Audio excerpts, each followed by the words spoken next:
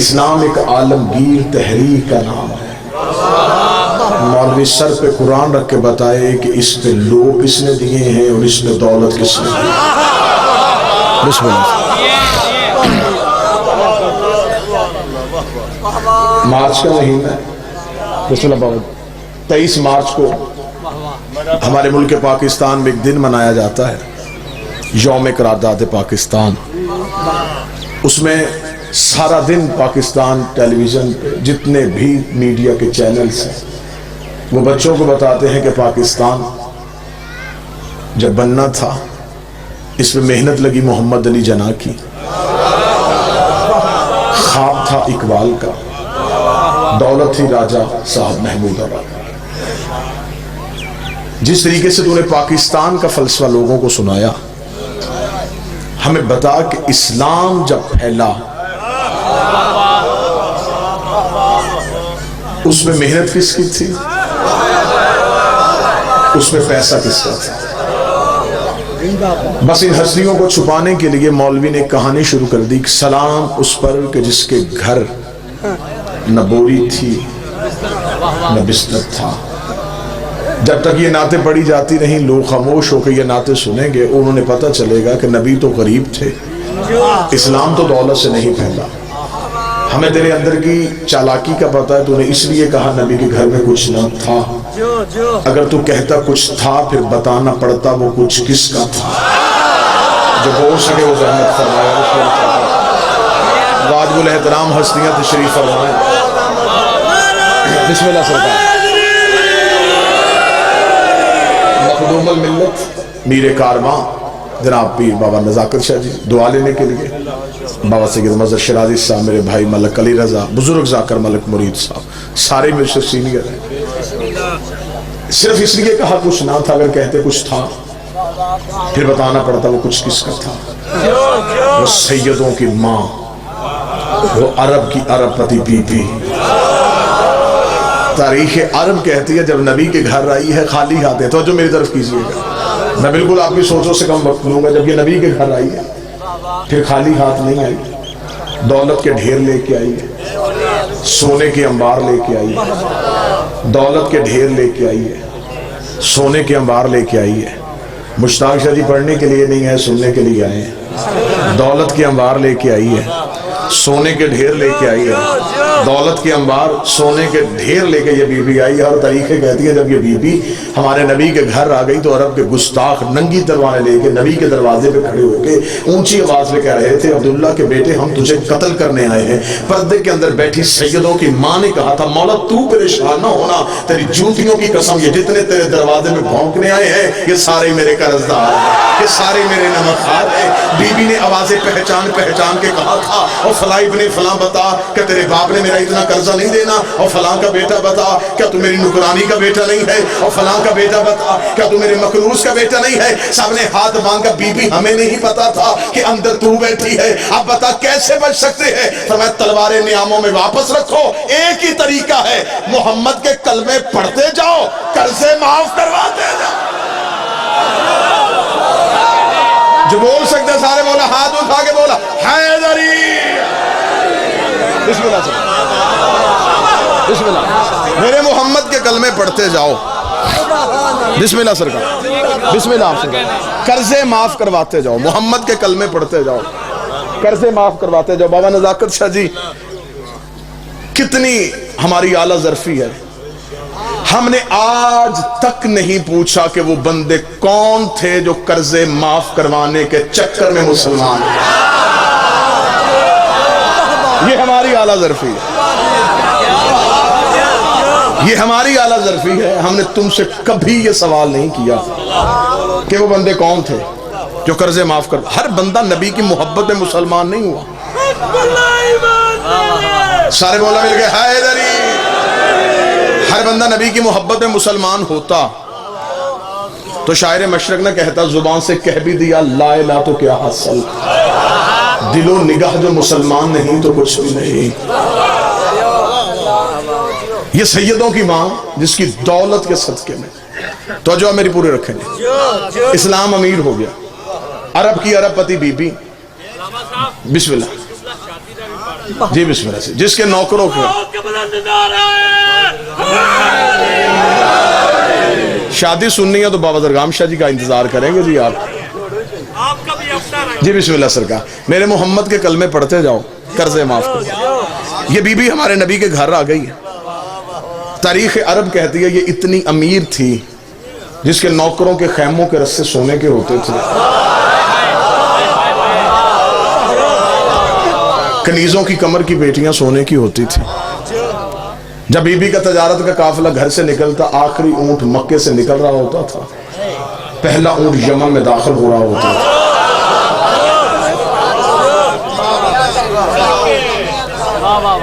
یہ ہمارے نبی کی وہ بیوی ہے جس نے اسلام سے لیا نہیں، اسلام کو دیا ہے۔ شادیاں 9، 11 یا 13 مانو، میں طالب علم ہونے کی حیثیت سے منبر پہ ثابت کر سکتا ہوں، نبی کی ہر بیوی کا بیت المال سے وظیفہ مقرر تھا، سوائے سیدوں کی ماں کے۔ اور یہی وجہ ہے، بہت میری جسارت ہے کہ میں اتنے بہترین علماء کرام کے سامنے یہ لفظ کہہ رہا ہوں، جناب سیدہ نے جب دربار خلافت میں خطبہ دیا تھا تو خطبہ میں ایک لفظ بی بی نے کہا تھا۔ جب میں نے بی بی کا مقدمہ پڑھا تو مجھے اس لفظ پہ اپنی جان سے زیادہ پیار آیا۔ شہزادی نے دربار میں کھڑے ہو کے کہا، چل چھوڑ تو وراثت، چل چھوڑ تو میرے بابے کا حق، میں بطول تجھے کہہ رہی ہوں، میری ماں کا قرضہ مجھے واپس کر۔ جو بندہ بول سکتا وہ بولے، جو حق سیدات سننے کے لیے آج تک اسلام۔ بسم اللہ سے، میری ماں کا قرض مجھے واپس کر۔ صدق کی صورت میں آج تک مسلمان مقروض ہے سیدوں کا۔ خمس دینا تمہارا سید پہ احسان نہیں۔ آج تک جو بھی زمین دانا دے رہی ہے یہ سیدوں کا صدقہ ہے، سادات کا قرض ہے جو ہم کھا رہے ہیں۔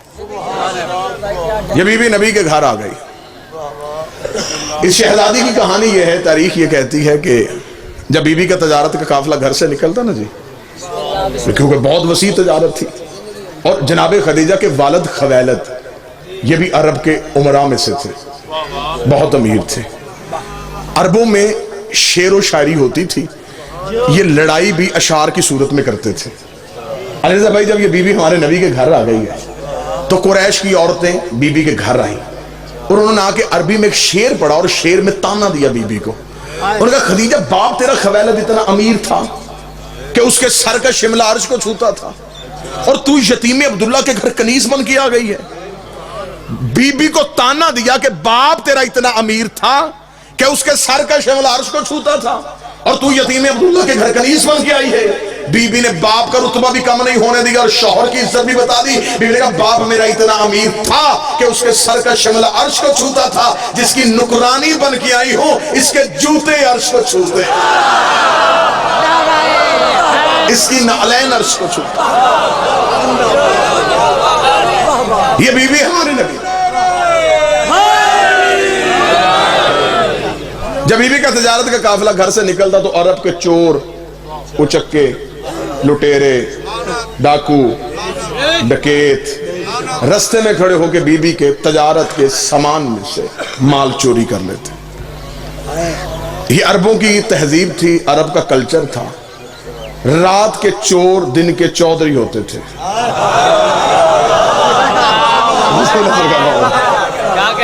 رات کو چوریاں کرنا، دن کو مطمئن ہو کے ڈیرے پہ بیٹھ کے فیصلے کرنا۔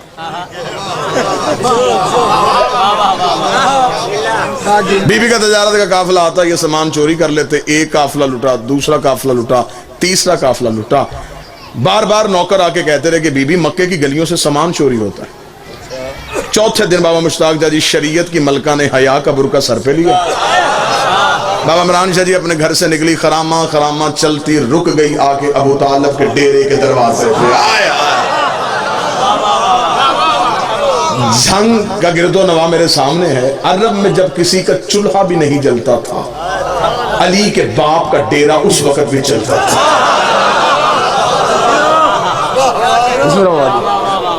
عرب کے فیصلے سیدوں کے ڈیرے پہ ہوتے تھے۔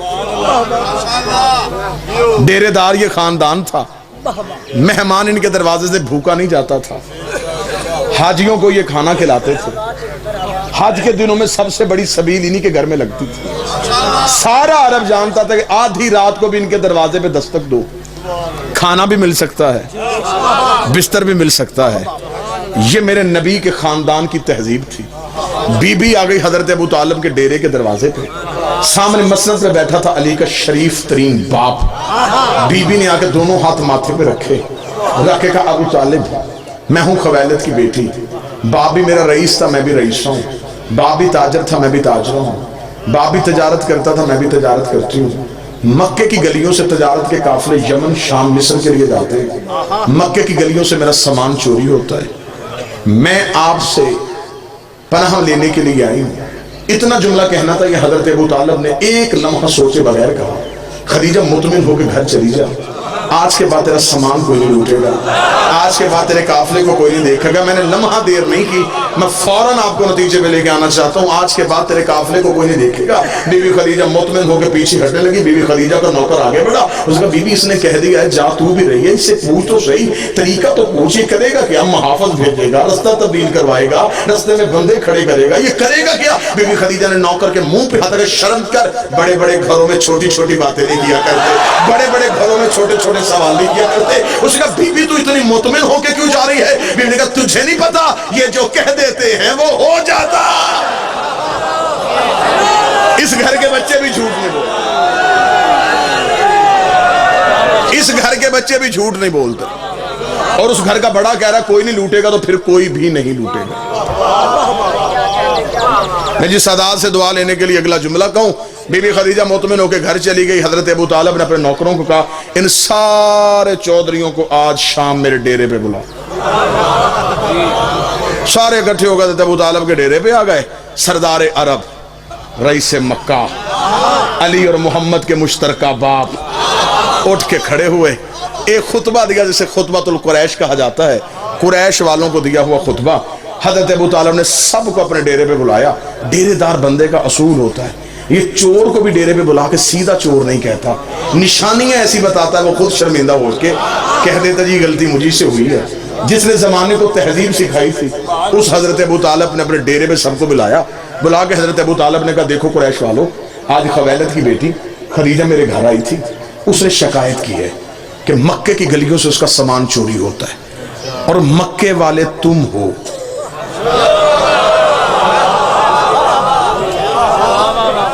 लिहाजा मैं ये नहीं कहूंगा कि कौन चोरी करता है, मैं सिर्फ तुम्हें ये समझाना चाहता हूं, आइंदा से काफिला ना लूटना।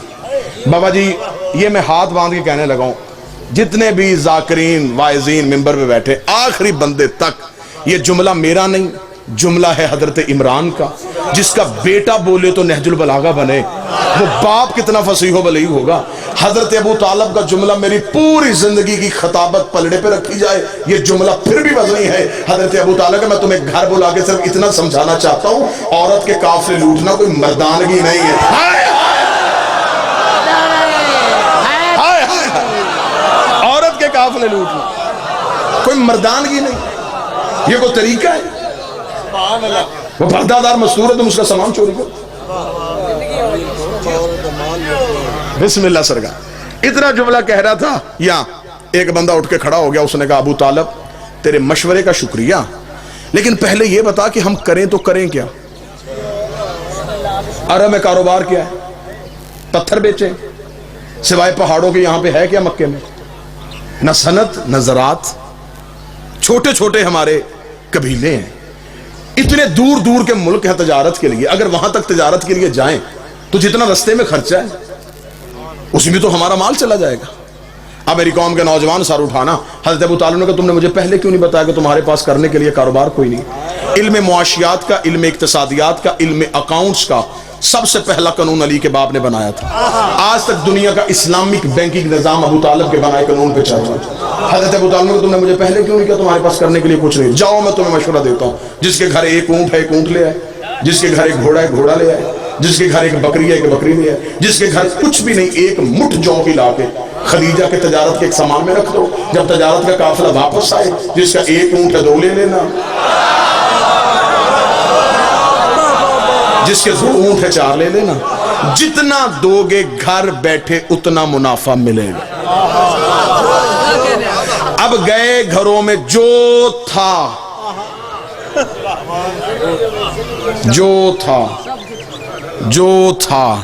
بابا جی اب مجھے معاف کر دیجئے گا, اب میں یہاں پہ جملہ چھپا نہیں سکتا.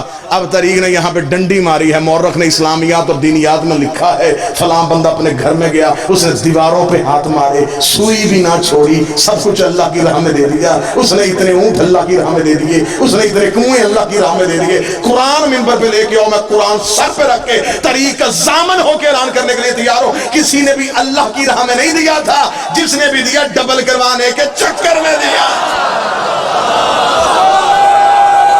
دگنا کروانے کے چکر. اگر کسی نے اللہ کی راہ میں دیا ہوتا تو خدا قرآن میں ذکر کر دیتا. نہ میں دلیل دیتا ہوں, پریشان نہ ہوں گے آپ, میں دلیل دیتا ہوں. اگر کوئی اللہ کی راہ میں دیتا, خدا قرآن میں آیت بھیجتا, جنہوں نے دیا ان کی روٹیوں کا بھی ہے, جنہوں نے نہیں دیا ان کے اونٹا بھی کوئی نہیں. اب گئے جو تھا لا کے حضرت ابو طالب کے بھائی, شاید میں اسی موڑ پہ بات ختم کر دوں. بڑا بہترین, بڑا لطیف سا خطابت کا ایک نقطہ آپ کے حوالے. بابا جی اب گئے جو تھا لا کے حضرت ابو طالب کے صحن میں رکھا. کہنے لگے ابو طالب ہم نہیں جانتے وہ کون ہے, سامان دیا تجھے, دگنا لینا ہے تیرے گھر سے آگے. حضرت ابو طالب کا سامان یہاں رکھو, چلے جاؤ. جب تجارت کا قافلہ واپس آئے, ادھر نہیں جانا, ادھر آنا, میں تمہیں یہ مال دگنا کر دوں گا. اب سامان رکھ کے چلے گئے. ایک بندہ بھی خاموش رہ گیا تو میں سمجھوں گا کہ میری محنت ضائع ہو گئی. سامان رکھ کے چلے گئے. حضرت ابو طالب نے مسکراتے ہوئے اپنے نوکر کو کہا, خدیجہ کے نوکروں کو بلا. بی بی خدیجہ کے نوکر آئے. حضرت ابو طالب کا سامان پورا کرو, یہی چوری ہوا تھا. ہائے ہائے ہائے ہائے ہائے ہائے ہائے, سامان پورا کرو.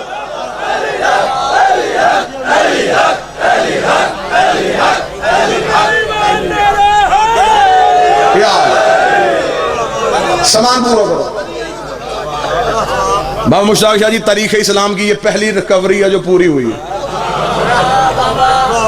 چور اپنے ہاتھوں سے سامان مالک کے گھر چھوڑ کے چلے گئے. بی بی خدیجہ کے نوکر پریشان ہو گئے. انہوں نے کہا کل ابھی ہم نے شکایت کی ہے, آج سامان مل گیا, یہ کہاں سے ملا ہے, یہ کہاں سے آیا؟ حضرت ابو طالب نے کہا اب سنیے, اگر لفظ ہی ہوتے ہیں خطابت میں, ہمارے پاس نہ سر ہے, نہ تال ہے, نہ سوزی ہیں, نہ کتابیں. ہم مسکینوں کے پاس لفظ ہی ہوتے ہیں, لفظ ہی آپ نے تولنے ہوتے ہیں. حضرت ابو طالب کو بی بی خدیجہ کے نوکروں نے کہا سردار یہ کہاں سے ملا؟ ابو طالب نے یہ کہاں چھوڑو, کہاں سے ملا؟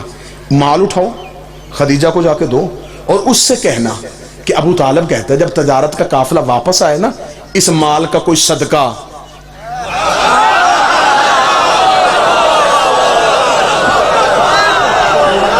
اس کا کوئی صدقہ انہیں دے دیں.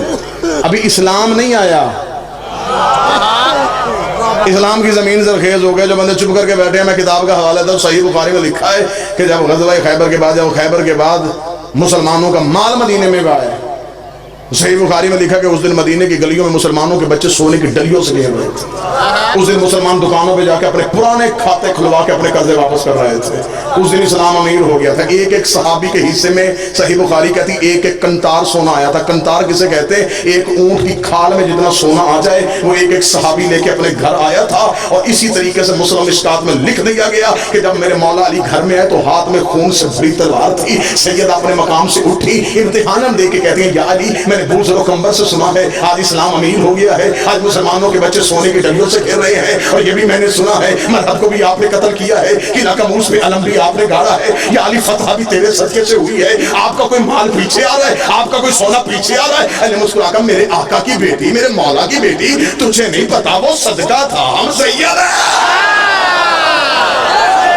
وہ صدقہ تھا, ہم سید ہیں. صدقہ کھانے والا سید نہیں ہوتا, اور جو سید صدقہ کھا لے پھر اسے علی ولی اللہ سمجھ میں نہیں آتا.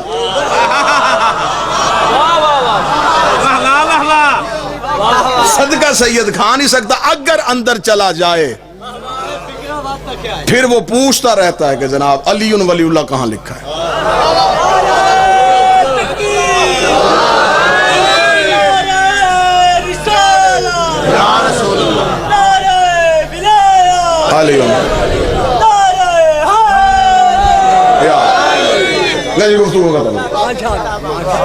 اس مال کا کوئی صدقہ نہیں دے. چلے گئے بی بی خدیجہ کے نوکر، جا کے بی بی کو خبر دی کہ بی بی سامان تو سارا مل گیا. بی بی کا سامان سارا مل گیا. پھر کہنے لگے وہ ابو طالب نے کہا ہے کہ اس مال کا کچھ صدقہ. تری کہتی ہے کہ جب تجارت کا قافلہ واپس آئے 80,000 طلائی سونے کے دینار بی بی خدیجہ کو پہلے سے زیادہ منافع ہوا، کیونکہ اگلی رات جب تجارت کا قافلہ گھر سے نکلا چور محافظ بن گئے تھے. 80,000 طلائی دینار پہلے سے زیادہ منافع ہوا. 80,000 طلائی دینار کو یوں اپنی چادر میں لے کے، اب پھر میں لفظ قیمتی کہنے لگا ہوں، کوئی منت نہیں، جو بول پڑے گا نوکر پہ احسان کرے گا. یوں 80,000 طلائی دینار اپنی چادر میں لے کے کائنات کی پہلی خمس دینے والی عورت سیدوں کے گھر حق دے کے گئی. یوں آ کے مار رکھا. حضرت ابو طالب نے 80,000 طلائی دینار دیکھے. دور کون تھا جب لوگ ایک وقت کی روٹی کو ترستے تھے. حضرت ابو طالب نے کہا خدیجہ یہ کیا؟ فرمایا یہ سب کچھ آپ کی ذہانت کی وجہ سے ہوا ہے، یہ آپ کا حصہ ہے، میں آپ کو دینے آئی. حضرت ابو طالب مسکرا کے کہا خدیجہ تجھے نہیں کسی نے بتایا کہ ہم اجرت لے کے احسان نہیں کرتے؟ اس نے کہا اگر آپ اجرت لے کے احسان نہیں کرتے پھر ہم بھی شرمندگی کی زندگی نہیں جیتے. احسان کیا ہے کچھ رکھیں. ابو طالب رکھتے نہیں تھے، خدیجہ اٹھاتی نہیں تھی، درمیان میں توحید اتر آئی. حضرت ابو طالب نے کہا احسان کرنا چاہتی ہے پر ایک احسان کر، بھتیجا میرا جوان ہے. حکم کیا تھا میرے بھائی نے، یہی سطر پڑھ دیتا ہوں، میرے بڑے بھائی عبداللہ کا بیٹا ہے، نام اس کا محمد ہے. اگلا جو تیرا تجارت کا قافلہ جائے اس میں میرا محمد ساتھ لے کے جانا، ہم تمہیں بتائیں کہ ہم کون ہوتے. اگلی صبح شریف ترین چچا اپنے شریف ترین بھتیجے کو نوکری دلوانے کے لیے خدیجہ کے محل کے دروازے پہ پہنچا. ملکہ شرافت اپنے بستر طہارت سے تڑپ کے اٹھی، حریر و رندید کے پردوں کو پیچھے ہٹا کے دیکھا. بچپن میں جسے خواب میں دیکھا کرتی تھی مجسم محمد کی صورت میں دروازے پہ کھڑا تھا. بی بی نے نوکروں کی لائن لگی ہوئی میں سے ایک نوکر کو اٹھایا، نام اس کا میسرہ تھا. لیکن میسرہ اٹھ جا، یہ ہے سردار ابو طالب، یہ ہے اس کا بیٹا، اس نے آج رات قافلے میں ساتھ جانا ہے. میسرہ تیرا صرف ایک ہی کام ہے، نہ تو نے بوری اٹھانی ہے، نہ تو نے بوری رکھنی ہے، نہ تو نے مال بیچنا ہے، نہ تو نے نفع گننا ہے، نہ تجھے نقصان کا کوئی خطرہ ہونا چاہیے. میسرہ تو نے کوئی تجارت کا کام نہیں کرنا. بی بی پھر میں نے کرنا کیا ہے؟ بی بی کہتی تیرا صرف ایک ہی کام ہے، ذمہ داری میں تجھے دے کے بھیج رہی. تو نے اس محمد کے پیچھے سایہ بن کے رہنا ہے، اس محمد کے پیچھے سایہ بن کے رہنا ہے. مجھے واپس آ کے بتانا اس کا اٹھنا کیسا ہے، اس کا بیٹھنا کیسا ہے، اس کا سونا کیسا ہے، اس کا جاگنا کیسا ہے، اس کا چلنا کیسا ہے، اس کے چلنے کے طریقے کیا ہیں، اس کے کھانے کے سلیقے کیا ہیں، اس کے پہننے کے آداب کیا ہیں، اس کے بولنے کا طریقہ کیا ہے. میسرہ سایہ بن کے پیچھے چلے جا. میسرہ نے ایک نظر پیغمبر کو دیکھا، پھر بی بی کو دیکھا، پھر پیغمبر کو دیکھا، پھر بی بی کو دیکھا. بی بی اس کا سایہ بنا رہی ہے، اس کا تو اپنا سایہ ہی کوئی نہیں. اس کا سایہ بنا رہی ہے، اس کا تو اپنا سایہ ہی کوئی نہیں ہے. ذاکرین کی مجلس ہے، ہر ایک ذاکر یہاں بانی کی حیثیت سے ہے. یہیں پہ ختم کر دیتا ہوں. چلا گیا. میسرہ بے چینی سے بی بی خدیجہ انتظار کرتے رہی. میسرہ واپس آیا. میسرہ نے محل کا دروازہ کھولا. بی بی دیکھ رہی. میسرہ خبردار یہ نہیں بتانا کس شہر میں زیادہ تجارت ہوئی، کس میں کم ہوئی، کتنا نفع ہوا، کتنا نقصان ہوا. میسرہ تجارت کی نہیں، مجھے میری عبادت کی باتیں بتا. میسرہ دیکھا تھا بی بی میں تجھے کیا کیا باتیں بتاؤں. یہ محمد عربی جنگل میں جاتا تھا، درندے اس کے پاس اپنی فریادیں لے کے آتے تھے، درخت اسے جھک جھک کے سلام کرتے تھے، پرندے اپنے پروں کا اس کے سر پہ سایہ کرتے تھے، ذرہ اس میں اٹھ اٹھ کے درود پڑھتے تھے. بی بی جہاں بھوک لگتی جنت سے کھانا آ جاتا تھا، جہاں پیاس لگتی ٹھوکر مارتا چشمے اوپر آتے تھے. بی بی جبریل اس کے پیچھے چلتا تھا، میکائیل اس کے قدموں کی دھول کو صاف کرتا تھا، آسمان کی بدلی اس کے سر پہ سایہ کرتی تھی. بی بی دیکھنی میں سب چپ ہو جا، اتنا بتا عیب تو نہیں دیکھا. دیکھ تیری عزت کی قسم، یا وہ بے عیب ہے یا پھر یہ بے عیب. نہ اس میں کوئی ہے نہ اس میں کوئی ہے. خوش ہو گئی سیدوں کی ماں. خوش ہو کے بی بی نے کہا میسرہ 100 اونٹ سونا، 80 اونٹ چاندی، یمن کی ساری جائیداد تیری. کہاں چلا گیا جھنگا مجمع. 100 اونٹ سونا، 80 اونٹ چاندی،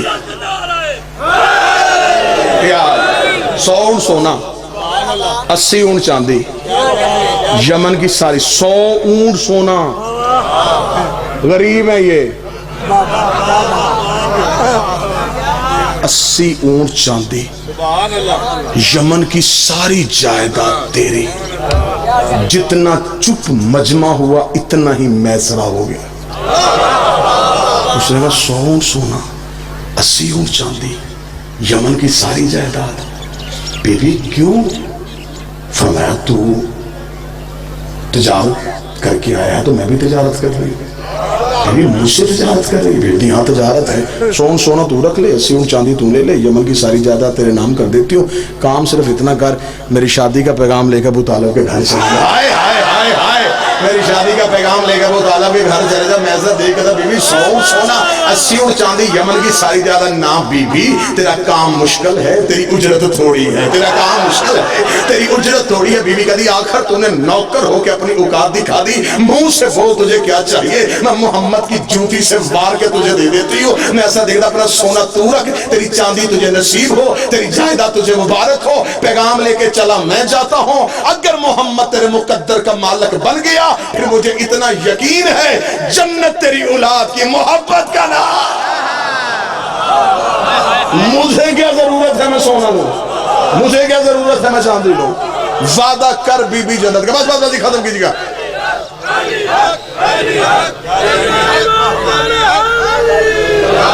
وعدہ کر بی بی جنت کا، وعدہ ہو گیا جنت کا، چلا گیا میسرہ۔ اب یہاں پہ چند بندوں کے ذہن پہ سوال آ گیا، وہ خطیب بھی کیا جو مجلس پڑھے اور چہرے نہ پڑھے؟ جی پیغام بی بی نے بھیجا؟ ہاں ہاں بی بی نے بھیجا۔ اگر پیغام نبی بھیجتے آج مولوی بھونک دیتا، مالدار جو تھی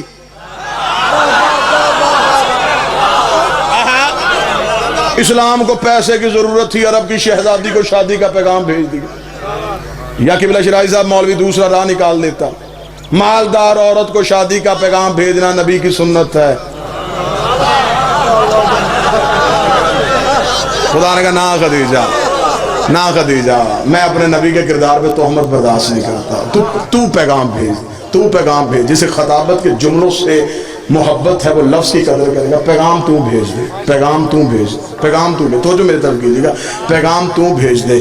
بی بی خدیجہ نے کہا میرے اللہ میں عورت ہوں، میری انا ہے، میرا مزاج ہے، میرا بھرم ہے، میں عورت ہو کے پیغام بھیجوں، تاریخ کیا لکھے گی، مورخ کیا کہے گا؟ فرمایا تاریخ جو لکھتی لکھنے دے، مورخ جو بھونکتا بھونکنے دے، پیغام تو بھیج۔ تو جو میری طرف کرنا، خدا کا وعدہ تو جو میرے، پیغام تو بھیج، پیغام تو بھیج۔ میرے اللہ میں پیغام کیسے بھیجوں؟ فرمایا تو پیغام بھیج، میں اللہ وعدہ کرتا ہوں تو پیغام بھیج، میں احسان کا بدلہ دوں گا۔ میرے مالک احسان کا بدلہ کیا دے گا؟ فرمایا شادی کا پیغام تو بھیج، وعدہ میں اللہ کرتا ہوں میں محمد کی شریعت میں نہ دوں گا۔ نکاح پڑھنے سے پہلے مولوی لڑکی کی مرضی پوچھے گا، پھر لڑکے کی رضا۔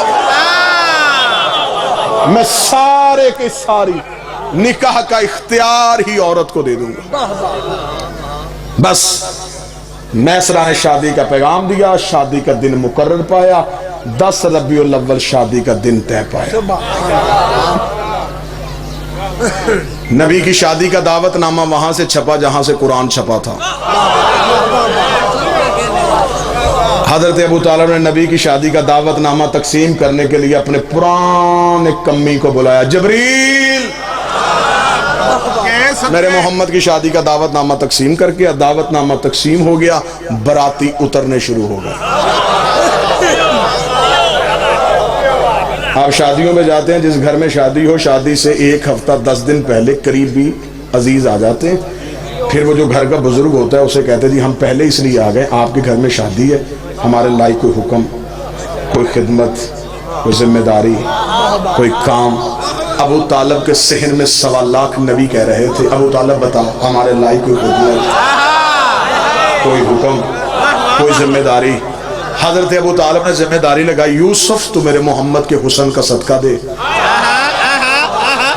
ابراہیم تو میرے نبی کے سر پہ تاج خلت رکھ، داؤد زبوری لہجے میں محمد کا سہرا پڑھ۔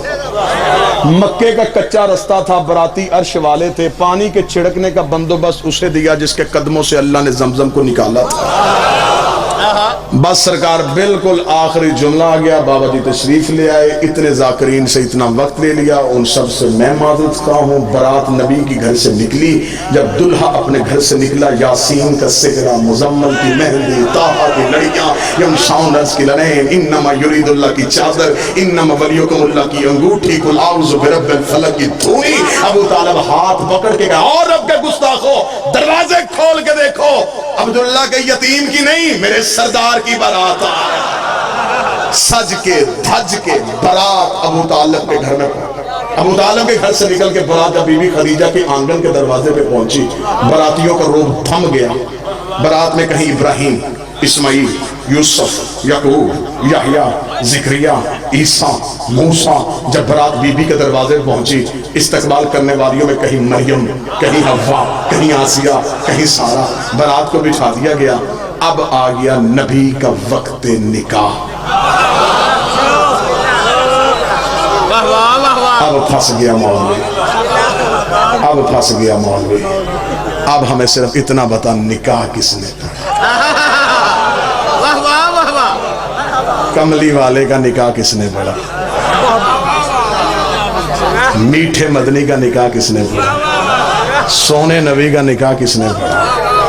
کیونکہ جس وقت نکاح ہو رہا ہے اس وقت کسی کا باپ بھی مسلمان نہیں تھا، تو مرضی کا نام فٹ کر لیتا، لیکن ان میں سے کوئی بھی نہیں تھا، وہ بہت بعد میں آئے ہیں۔ 3 کتابوں کے حوالے، 1 2 3 4 5 6 ویڈیو کیمرے کی موجودگی میں 3 کتابوں کے حوالے: تاریخ طبری 1، سیرت ہشام 2، سیرت حلبیہ 3۔ تینوں کتابیں اہل سنت بھائیوں کی، تینوں کتابیں برادران اہل سنت کی۔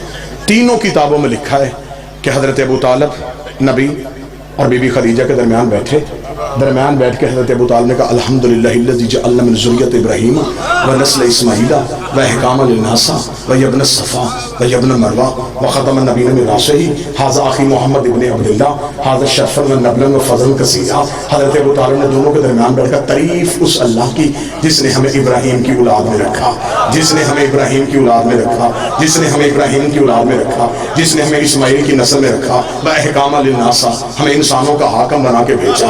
اللہ نے ہمارے سروں پہ تاج نبوت کو سجایا ہوا ہے، کعبے کی چابی ہمارے گھر پڑی ہے، حاجیوں کا کھانا ہم کھلاتے ہیں، اور یہ میرے بڑے بھائی عبداللہ کا بیٹا محمد ہے، حاضر شرفا و نبلا و فضل کثیرا۔ پورے عرب میں اس سے بڑا شریف کوئی نہیں ہے، پورے عرب میں اس کی فضیلت کا ثانی کوئی نہیں ہے۔ میں اسے ساتھ لے کے تمہارے قبیلے کی باعزت محترمہ مکرمہ بی بی خدیجہ سے اس کا نکاح کروانے کے لیے آیا ہوں۔ یہ جملہ کہنے کے بعد حضرت ابو طالب اپنے مقام سے اٹھ کے کھڑے ہوئے، بی بی خدیجہ کے پورے خاندان کی آنکھوں میں آنکھیں ڈال کے حضرت ابو طالب نے کہا، اے خاندان خویلد، حق مہر تم بتاؤ، رقم میں ادا کر دیتا ہوں، حق مہر تم بتاؤ، رقم میں ادا کرتا ہوں۔ آؤ حضرت ابو طالب سے پوچھے، مولا کس خاندان سے کہہ رہا ہے جن کے رستے میں ایرانی کلیر بچتے ہیں، جن کے نوکروں کے خیموں کے رستے سونے کے ہوتے ہیں؟ مولا زمینیں مانگ لی کہاں سے دے گا، آسمان مانگ لیا کہاں سے دے گا؟ ابو طالب کا گستاخ نہ بن، اللہ نے کائنات میں وہ چیز پیدا ہی نہیں کی جس میں میرے علی کی حکومت ہے۔ من از ریش خشک و زردم، خودم را بی تو گم کردم.